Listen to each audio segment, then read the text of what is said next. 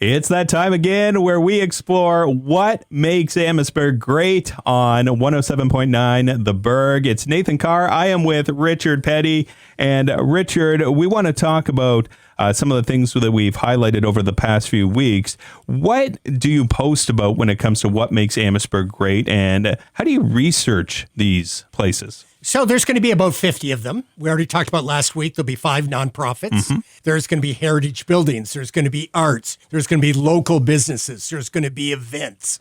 So we'll fill up that 50. Mm-hmm. How do I research? Huge reader.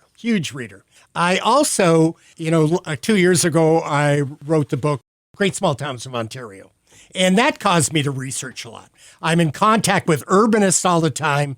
I believe in data. In almost every subject, I can go deep. I can tell you all the benefits of why the arts are important. But I want to not only tell people what we're talking about, but I want to ensure them that there's good, often empirical research that says this is a good place and you should support it. Well, I want to jump off that. You use the data in your research. Explain why that is important to the community. I think it's authentic. It's not just hearsay.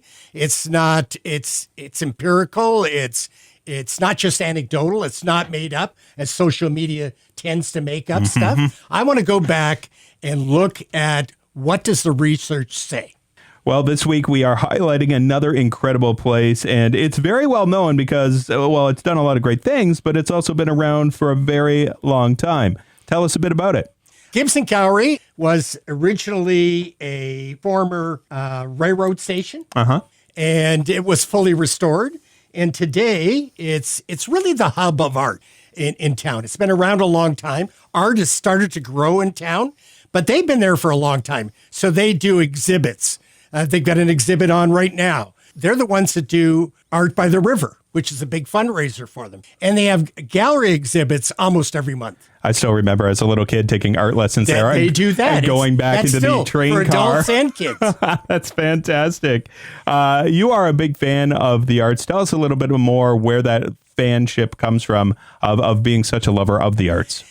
Well, I've never understood you go into a house that doesn't have art. So I've been a long time art collector.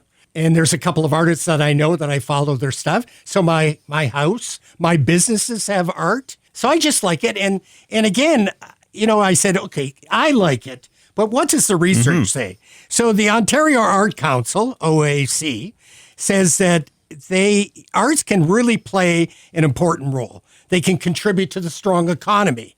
They can help communities attract and retain employees. They can drive tourism. Art tourism is big. They have links to the improve the quality of life. And they really create an identity. We're starting to get known for our arts. That's part of our identity now. And with all that said, you're also the chair of the annual art crawl. Yeah, so the art crawl this year will be our 4th.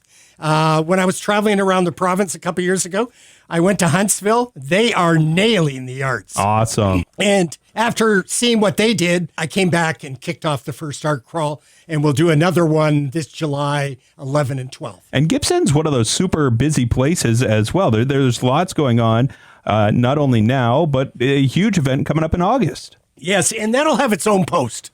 Art by the River, thousands of people come, like 10,000, I think. And you have to be a craftsman. You have to create your own work to be there. And again, it's really important for Gibson Gallery. It's their biggest fundraiser. You mentioned that it's going to have its own post, and you're quite busy when it comes to some of the social posting about our weekly shows. We started something called Buzz at the River Bookshop a couple of years ago now, and it's grown. So every Wednesday night I sign off on, it's actually kind of this little online magazine almost. It's small. People can log on to it. We've got something like 2,400 followers on the website. We've got 3,500 on Facebook. And so every Wednesday, we're talking about a lot of stuff that's going on in town. Yeah. But one of the things we said, here's our post. So this week is Gibson Gallery. That's fantastic. And I understand not only are we talking about Gibson this week, but you're sticking with the arts when it comes to next week's show. So what's my definition of the arts? We'll talk about it next week. But I believe music is part of the definition of the arts. I don't think anyone would argue with me.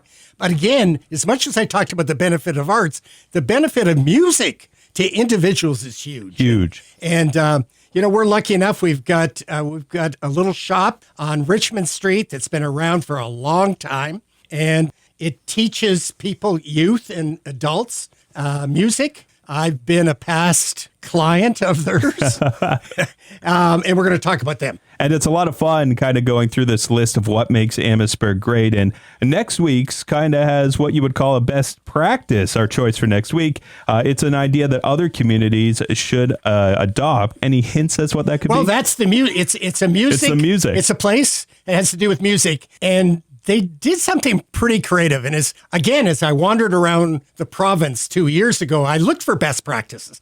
Best practices are legitimate plagiarism.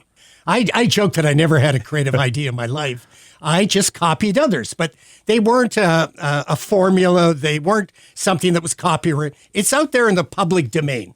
And I saw stuff. And Amherstburg has, I would say, about 3 best practices. We're going to be talking about all of them. And next week, we'll talk about this one that this little shop has come up with that other small towns in Ontario should adapt. I absolutely learn something every week from hanging out with Richard Peddie. This is what makes Amherstburg great, and we are going to continue to dive into it with another great example of what makes Amherstburg great coming up next week on 107.9 The Burg.